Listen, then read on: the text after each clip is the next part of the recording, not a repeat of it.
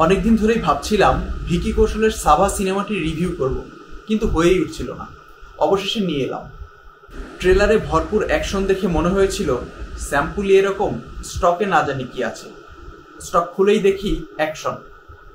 জয় ভবানী বলে 100 কেজি ওজনের ভিকি একাই 100 হয়ে সবাইকে তামা করে ফেলে তিনি বুঝিয়ে দেন তিনি মারাত্মক।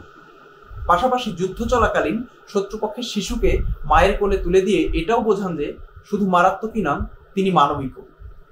যা দেখে ছবির শুরুতেই মনে দাগ কাটলো। দাগ থেকে নিশ্চয়ই দারুণ কিছু হবে এরকম ভেবে যখন আরো মনোযোগ দিলাম, ঠিক তখনই ছন্দপতন। ছবির ঘাড়ে ভর করলো ধীর গতি। ওদিকে আমিও ছাড়ার পাত্র নই। এই বুঝি ছন্দের দেখা পাবো। ভাবতে ভাবতে ভাবতে ভাবতে 1.5 ঘন্টা শেষ। ততক্ষণে অধৈর্যের বিপ্লবে ধৈর্য ক্ষমতা ছেড়ে পালিয়েছে। গদি দখল করেছে বিরক্তি। আর আমি বসে বসে ভাবছিলাম, কি দেখতে বসলাম আর কি দেখছি। প্রাণহীন সব সিন সিনারি, আর মাঝে মাঝেই প্রতিপক্ষের উপর অতর্কিত আক্রমণ। কখনো পানি থেকে ঝুপ করে, কখনো গাছের উপর থেকে টুক করে। সেসব ঠিকঠাক পলিশ করা থাকলেও মালিশে আমার ব্যথা সারছিল না। বলতে গেলে বিরক্তিতে বিড়বিড় করে গালি দিচ্ছিলাম, আর হতাশ হয়ে ভাবছিলাম এভাবে কি বেঁচে থাকা যায়।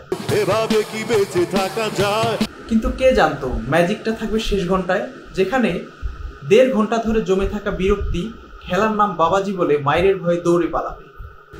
সবচেয়ে কড়া ডোজ ছিল শেষ আধ ঘন্টায়। লাস্ট মোমেন্টের মারকাটারি দৃশ্য জাস্ট দুর্ধর্ষ ছিল। হাজার হাজার সৈন্য সম্ভাজিকে ঘিরে ফেলেছে, আর সম্ভাজি রূপী ভিকি মাঝখানে দাঁড়িয়ে একাই লড়ছেন।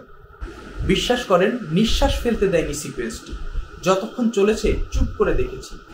তবে এর পরের দৃশ্যগুলো খুবই প্যাথেটিক। হাতে পায়ে শেকল পরিয়ে রক্তাক্ত সম্ভাজিকে টেনে আনার দৃশ্যটি হৃদয় বিদারক ছিল।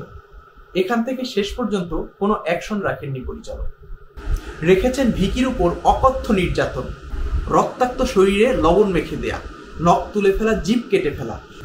একজন মানুষের ওপর কতটা নৃশংসতা চালানো যায় তা নিপুণভাবে দেখিয়েছেন পরিচালক, যা দেখে শিউরে উঠতে হয়েছে।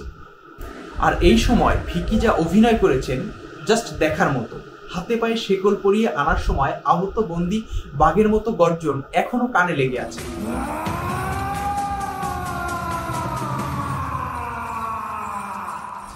কবির সঙ্গে সম্ভাজির কথোপকথনের অংশটিও দারুণ ছিল। সিনেমাটি যত না গল্পের উপর নির্মিত হয়েছে, তার চেয়ে বেশি নির্মিত হয়েছে ভিকির উপর। আর ভিকিও সেখানে একটুও নিরাশ করেননি। সাভা অর্থ বাঘের বাচ্চা। তার অভিনয় হয়েছে বাঘের বাচ্চার মতন। চেহারায় ভারিক্কি, শৌর্য প্রদর্শন কোনো কিছুতেই খামতি ছিল না। তবে তার বিপরীতে থাকা রাশ্মিকা মান্দানার অভিনয় নিয়ে বলার মতো কিছু নেই, কেননা তাকে জাস্ট শোপিস করে রাখা হয়েছিল।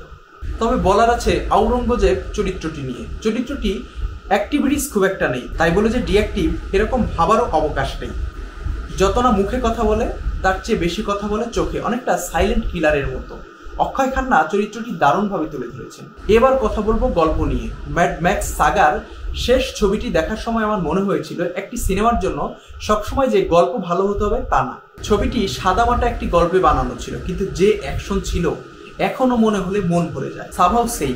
গল্পে তেমন শক্তিশালী কিছু নেই বলতে পারেন, কিন্তু যা আছে তা হচ্ছে ভিকি কৌশল। যে পারফরমেন্স তিনি করেছেন দেখার মতো।